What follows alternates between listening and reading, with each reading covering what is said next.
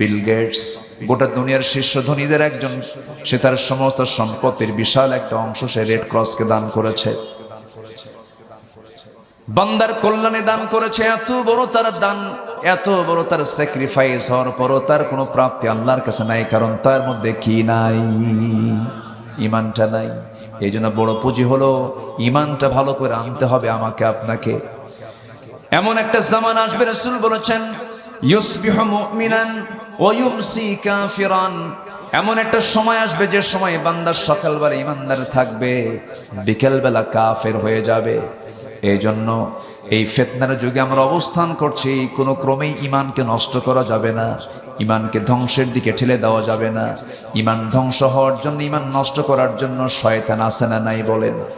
আসতে বলবেন না, আছে না নাই? আমার বন্ধুগণ, যারা ঈমান আনবে, এক নাম্বার ঈমান তো আমরা সবাই এনেছি, কেউ তো বলি না আমরা আল্লাহকে মানি না, রাসূলকে মানি না, সবাই তো বলি আমরা।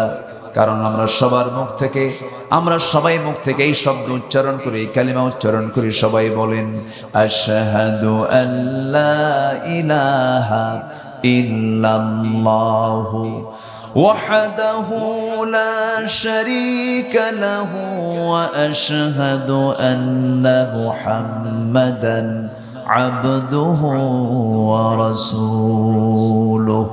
এই কালিমার আমি স্বীকৃতি দিলাম, কিন্তু আল্লাহ বলছেন বান্দার এই কালিমার স্বীকৃতি তুমি দিতে গেলে কিন্তু তুমি কি জানো, এই কালিমার স্বীকৃতি দেওয়া মানে আমি তোমাকে অবশ্যই পরীক্ষার মধ্যে ফেলে দেব। পরীক্ষা করবেন কে?